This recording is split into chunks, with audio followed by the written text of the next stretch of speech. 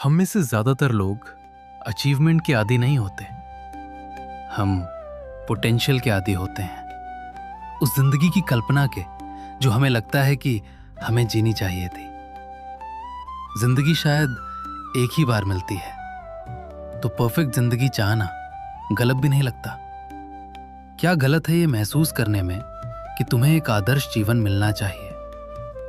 तुम एक करीबी भविष्य की कल्पना करते हो जहां तुम्हें अपना उद्देश्य मिल जाता है, अपना साथी मिल जाता है, और जो आज है उससे कहीं ज्यादा मिल जाता है। और फिर तुम चारों ओर देखते हो, सब ठीक है, दोस्त ठीक हैं, नौकरी सहने लायक है, लेकिन भीतर एक खामोश असंतोष है, एक चुपती हुई बेचैनी जो तुम्हारी वर्तमान साधारणता को उजागर कर देती है।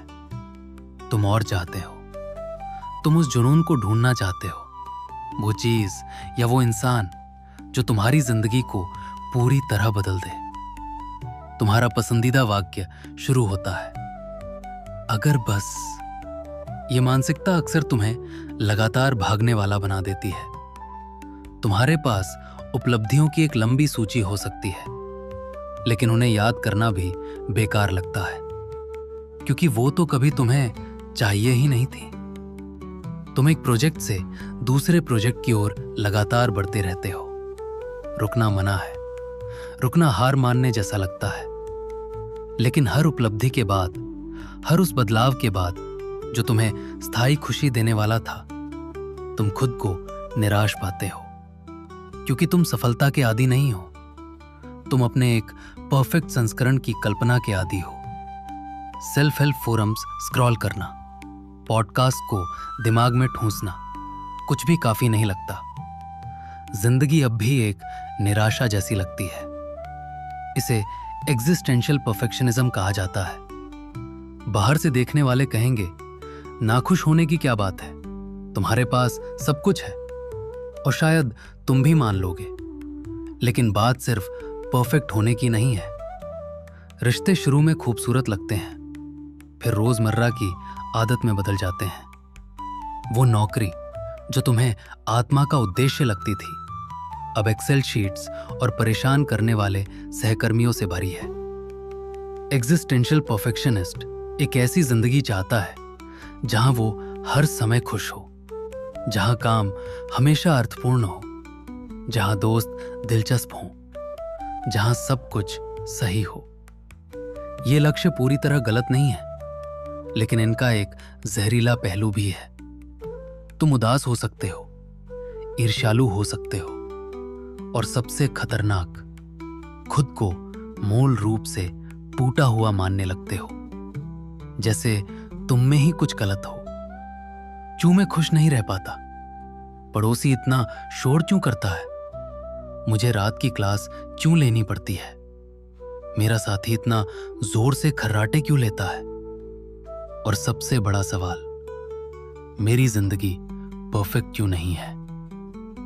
दार्शनिक हर्बर्ट मर्कूसे इसे परफॉर्मेंस प्रिंसिपल कहते हैं। अब काम सिर्फ जरूरत नहीं है, वो पहचान बन चुका है।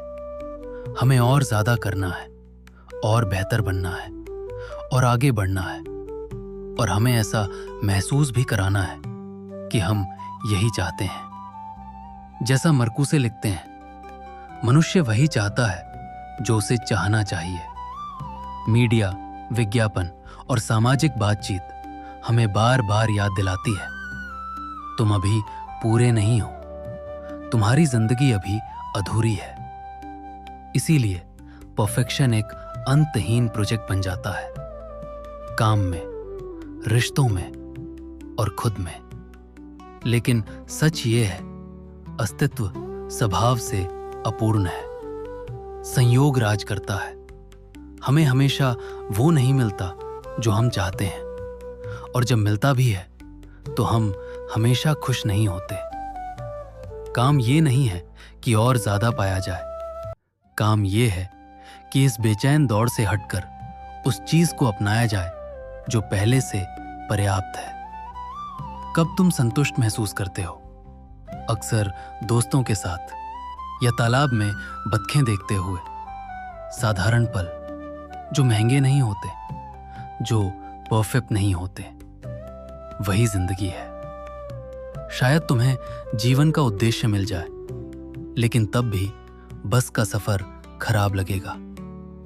फर्श की लकड़ी चरचराएगी और तुम देर से उठोगे।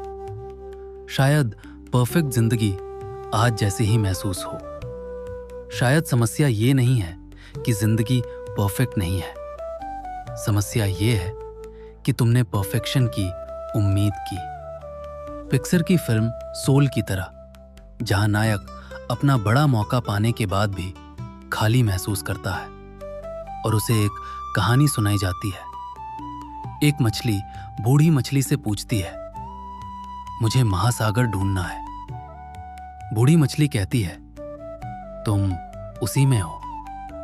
नहीं, युवा मछली कहती है, ये तो पानी है, मुझे महासागर चाहिए।